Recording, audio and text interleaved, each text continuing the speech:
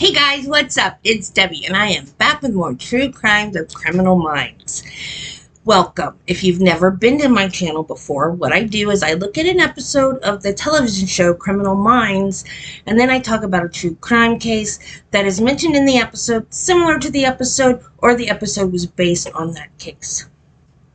And to my returning viewers, welcome back, y'all. I love you. I'm so glad, so appreciative of your support, and you're coming back every week to watch my videos.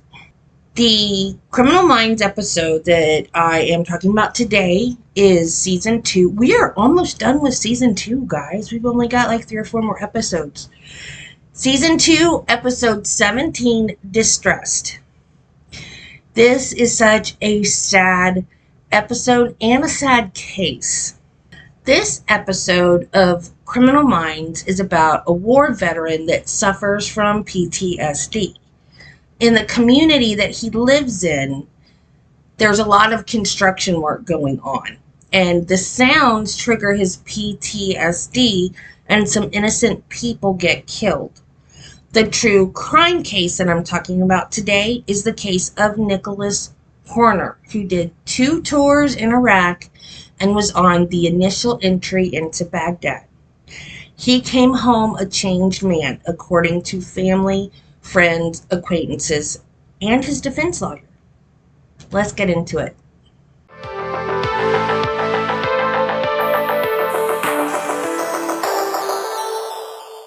On the afternoon of April 6, 2009, 19-year-old Scott Thomas Garlick, a high school senior in Altoona, Pennsylvania, was going to work at the local Subway restaurant.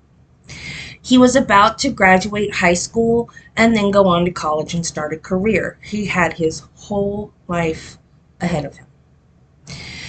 He went about his normal work routine, and his first task, as always, was to take out the trash.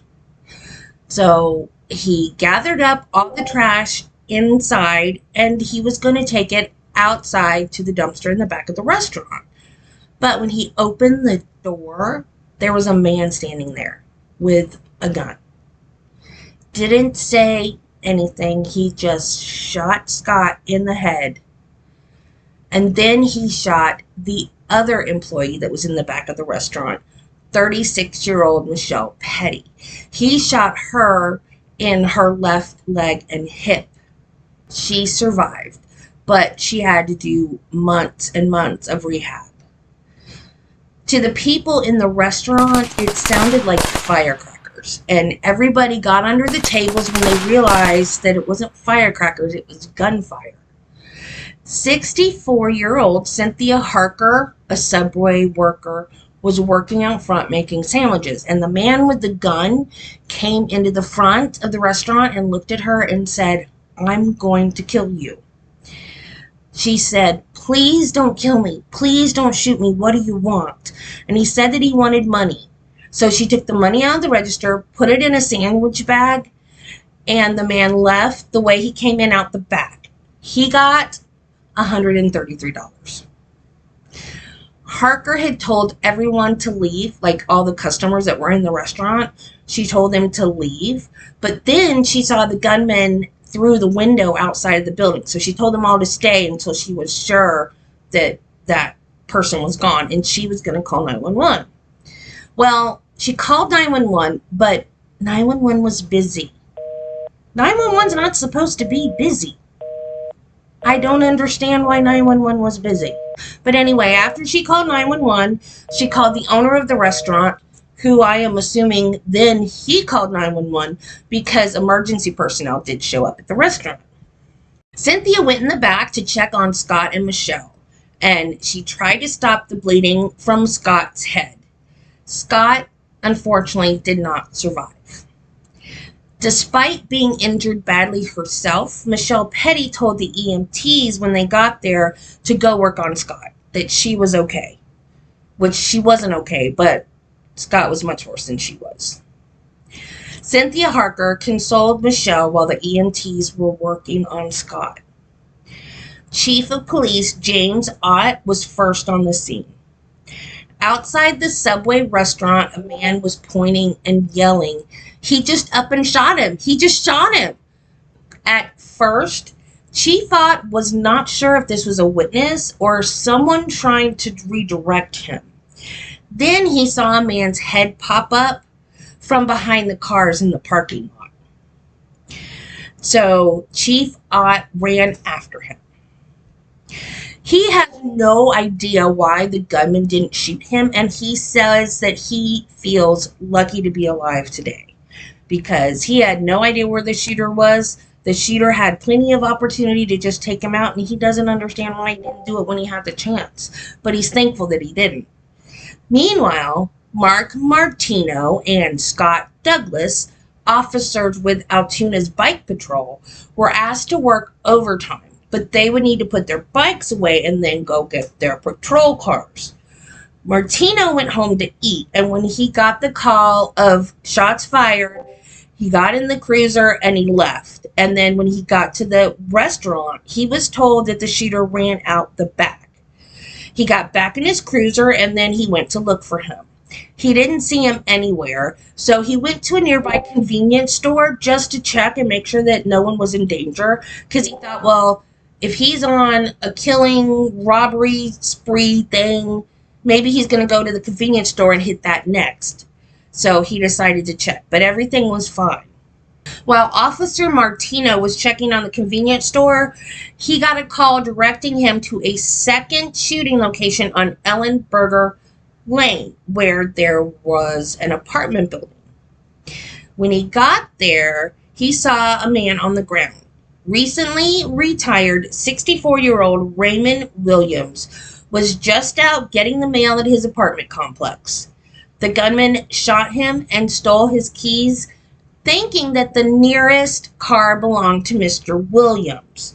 When he couldn't get in the car, he discarded his gun and ran away on foot.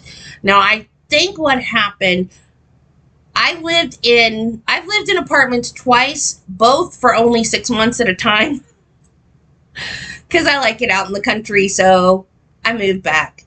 But I think I know in Florida, I don't know about in other states, but apartment complexes have like a bank of mailboxes that you have a key for. And so I think that the gunman thought he had driven his car up to these mailboxes, and that's why he assumed, and he had his keys out because he needed the key for the mailbox. So he didn't. He walked to get his mail. That car was not his. So the keys didn't work. So he just tossed the gun and then ran away. Scott Douglas, Chief Ott, and police officials from other agencies were on foot looking for the suspect. Officer Mark Martino jumped back in his cruiser and pursued. 2 shots were fired at the gunman, but they both missed.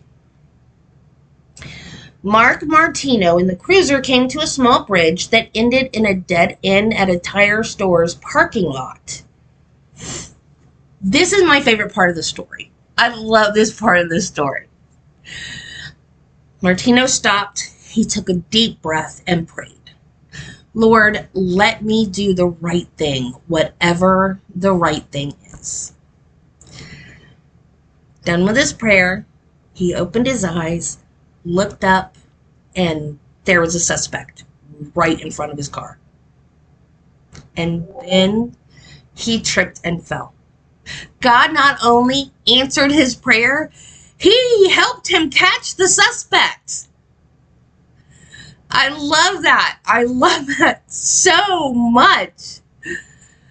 Martino got out of the cruiser with his gun drawn and said, "You're under arrest."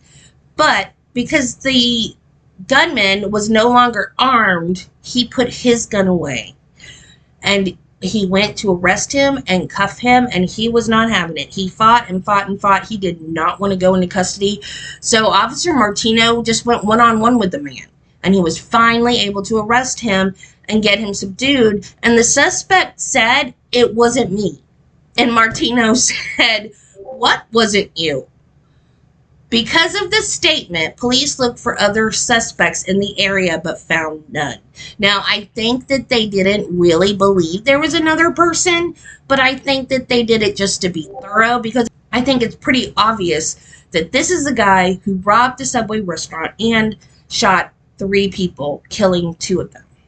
So, back at the Subway, Altoona Patrol Officer John Polheber entered with his gun drawn.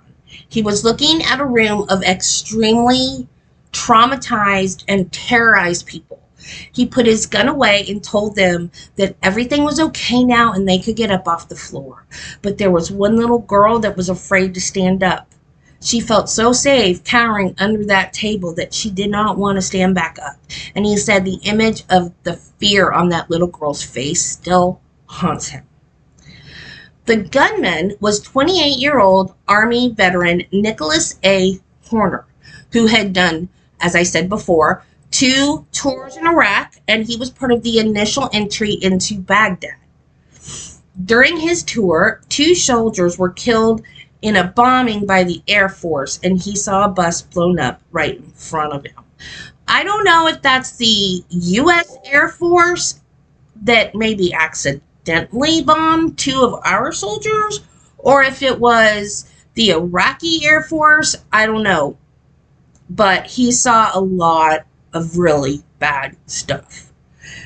So he was treated for PTSD. He got better, and they sent him back to Iraq.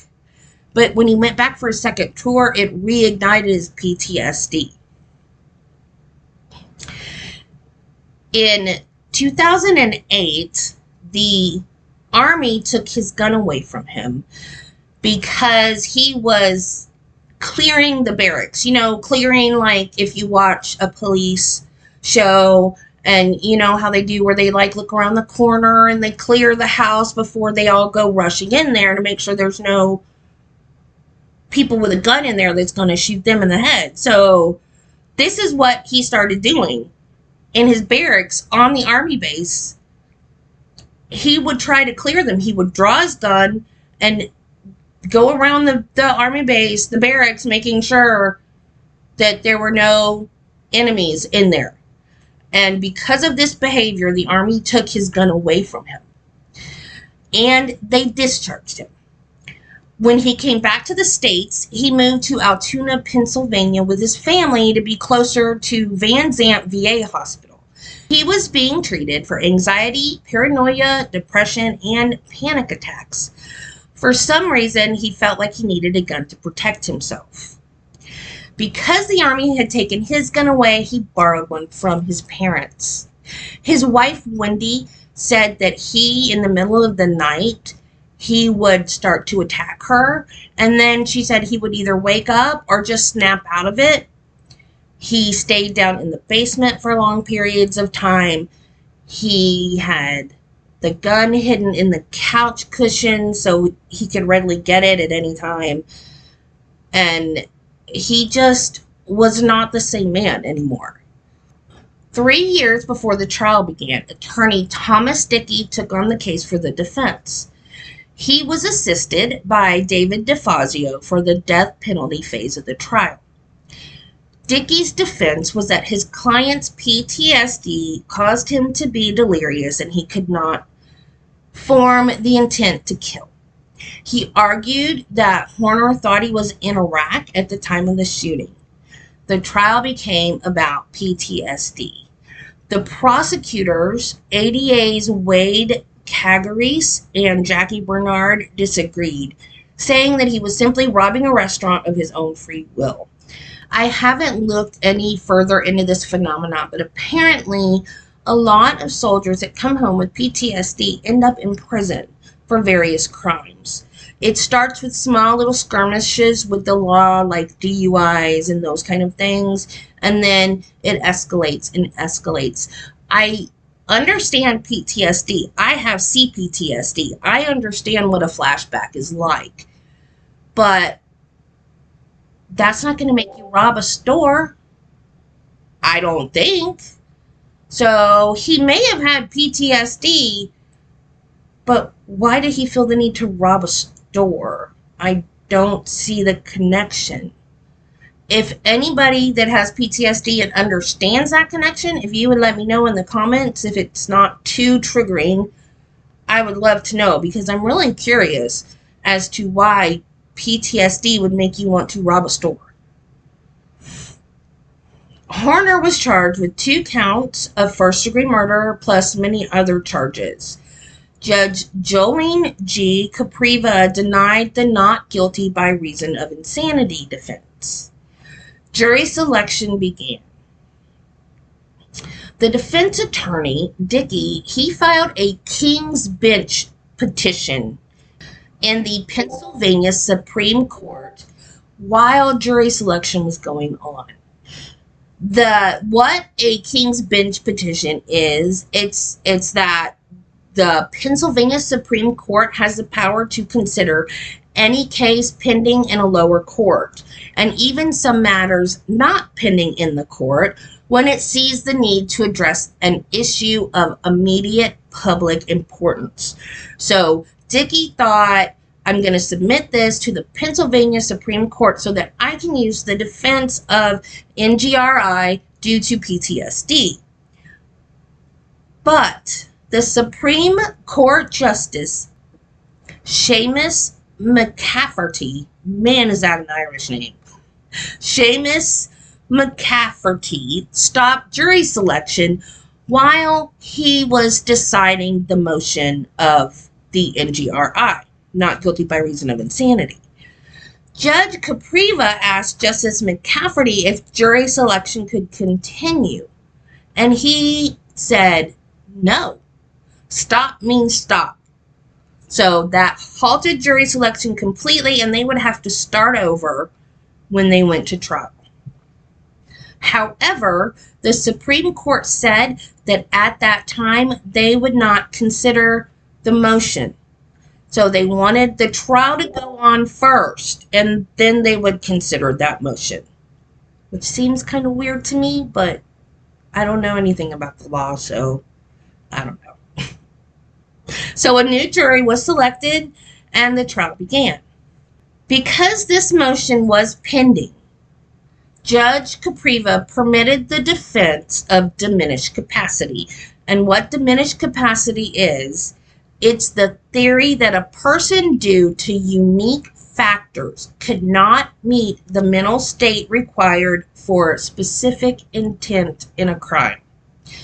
Diminished capacity results in the defendant being convicted of a lesser offense. Horner's defense attorney laid out the sequence of events as he understood them. Horner, as I've already mentioned, was a severely changed man. He spent most of his time in the basement and had to be coaxed upstairs to eat. He would stay down there for hours or days. He cried very frequently and talked about unaliving himself. And he kept the gun between the couch cushions so it would be easy to get to if he decided he needed it. On the day of the shooting, he felt up to go shopping with Wendy that day to buy bikes for the kids for Easter presents. Wendy was driving and a car cut them off in the parking lot. This led to an argument between Wendy and Horner, and he got out of the car. He walked to a nearby bowling alley and he sat there and drank beer and watched bowlers most of the afternoon. The defense argued that the sound of the bowling alley triggered his PTSD, and he thought he was back in Iraq while he was walking along the stream between Logan Valley Mall and the Subway restaurant, and he was on high alert. Defense called psychiatrist Ernest Boswell, who testified, "This confuses me." He testified that the PTSD was not the cause of the shooting. The cause, he said, was a dreamlike state or drug-induced delirium that caused him to be unable to form the intent to kill. But the cause of the dreamlike state or delirium was because of PTSD. So that still makes PTSD the reason. I mean, that sounds like semantics to me. The shooting, it was either because of PTSD or it wasn't. Make up your mind. Can't have it both ways. The prosecutors disagreed and the jury sided with them. Nicholas Horner was found guilty and the trial went to the death penalty phase. The jury was 6-4, 6 against, so he was not sentenced to the death penalty. Instead, he was sentenced to 2 consecutive life sentences plus 29 to 58 years. Horner was extremely remorseful, and he even wrote a letter of apology that was published in the Altoona Mirror because he wanted the family and everyone to know how sorry he was. His attorney wanted him to appeal the verdict, and they had already made a motion to appeal. The Pennsylvania Supreme Court had still not decided if he could use the NGRI defense. So they could get another trial. If the Supreme Court came back and said, okay, we're going to let you use the NGRI defense, let's go to trial again. But Nicholas Horner asked him to withdraw the motion to appeal because he said he didn't want to put the families of the victims through that again. On August 24th, 2019, he was found dead in his cell from a self-inflicted laceration. The deputy coroner said that it was definitely self-inflicted, but was unable to tell what Horner had used to cut himself. So like I said, guys, this was a really, really, really sad one. But seriously, if you guys understand PTSD and why it would make somebody that was a previous law-abiding citizen to rob a restaurant, let me know, because I'm having a disconnect problem. I cannot connect one to the other. So let me know what you think down in the comments. Thank you for watching. I love you guys. Remember, be kind to people, love your family, and Jesus loves you. Bye.